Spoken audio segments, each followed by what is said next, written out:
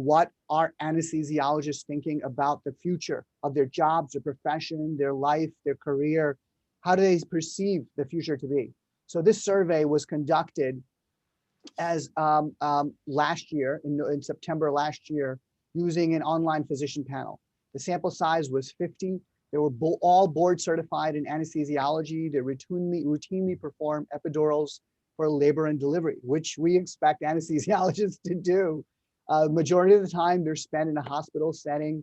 And what we wanted to do, and what Milestone and Arian and the team wanted to do, was to explore the emotions experienced recently. There's a lot going on with COVID, with so much change in hospital setting. And we wanted to specifically focus on the state and what they perceive to be is the future, perceived threats, perceived opportunities, the concerns around epidural, specifically epidural, which is they're performing on a day-to-day basis. And then just challenges and opportunities for the future. Some of the data on the sample size, on the anesthesiologists that were interviewed. Most of them have been around for a while. So 44% have had 11 to 20 years experience after completing residency, and some 30 years. So these are anesthesiologists who've been around the block, if you work, and they've performed a lot of epidural procedures and labor and delivery procedures. The gender, a majority were male anesthesiologists. This is a function of the research, of the sample size. Professional roles, 100% perform anesthesia. 46% of them are teaching. They're in hospitals, they're in institutions where they teach. Another 40% of them are department heads of anesthesiology department, and some do research. So this gives you a sense of the research approach. This was done again in September last year to September 25th to September 29th, 2020. And then it was an online survey done. Some of the findings, some of the key findings, I'm going to talk to you about a couple of key points here. And then I'm going to share with you some of the detailed responses that we heard from anesthesiologists, okay? So some of the key findings. Number one, a big finding.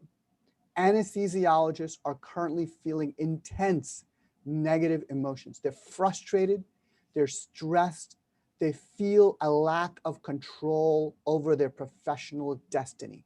I can't stress this enough.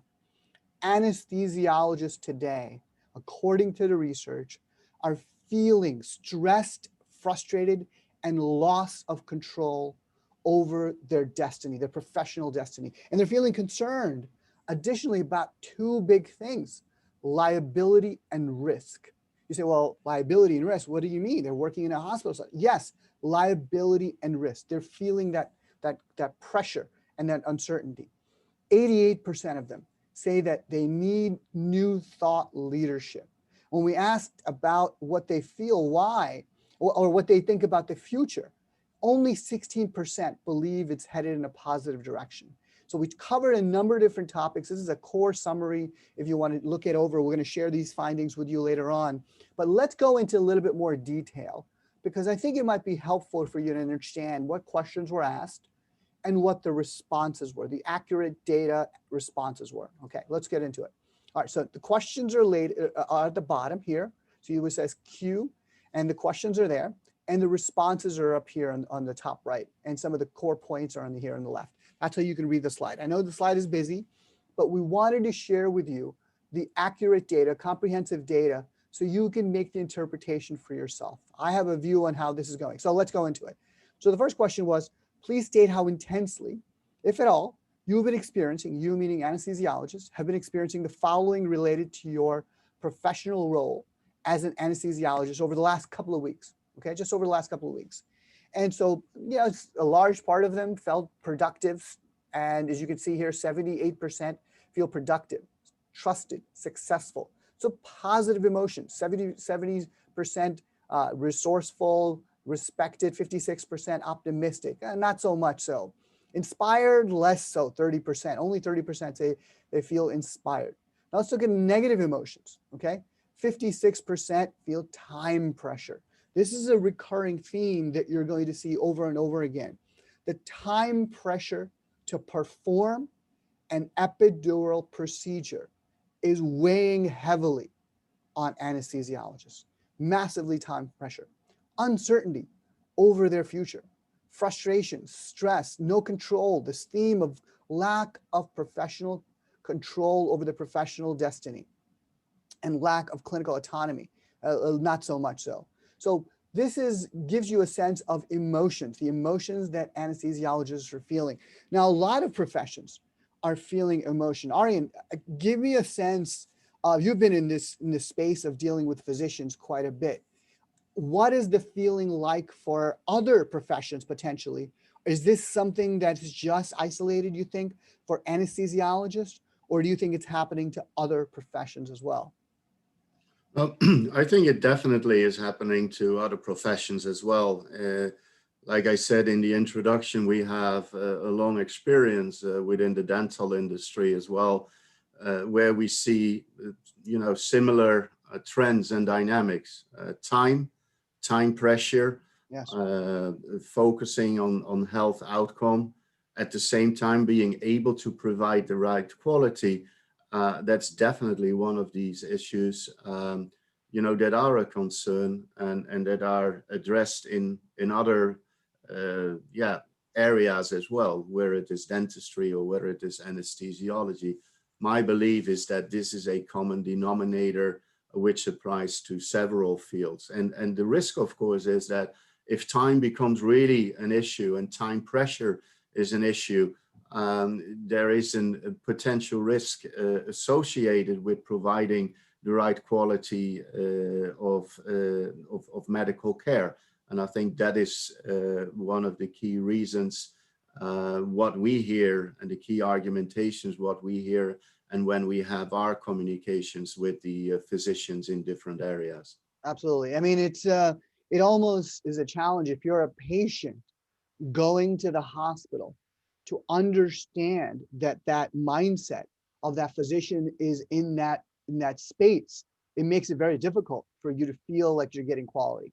And so this is an important area that we're going to delve into in a little bit. Thank you. Thank you, Arne. That's very, very helpful. So let's go into some of the other areas that we learned about.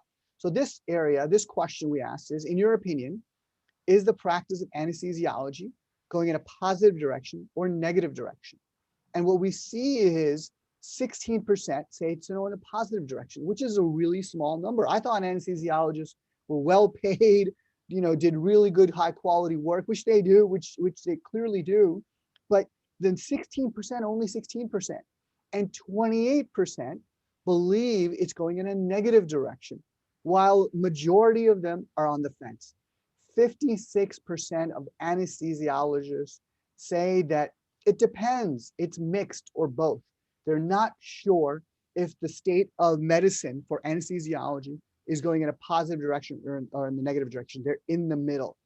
This doesn't provide me much comfort because it says that one more thing could tip anesthesiologists over the edge. So it's really a concerning issue. Then we ask them, well, what makes life satisfying for you? Professional reward and satisfaction. Okay. What makes it worthwhile for you as an anesthesiologist? We asked them to please state to the extent which you agree or disagree with the following statements. So we talked to them about satisfaction and reward. And what we learned is 84% of anesthesiologists say that the skill and acumen of anesthesiologists is not currently being leveraged fully. Another 82% of them say, I'm not getting paid enough. Anesthesiologists' remuneration is moving in the wrong direction, the negative direction. Practicing anesthesiology is less rewarding today in the past. And half of them, not over, 50% exactly, I would not want my own child to pursue a career in anesthesiology.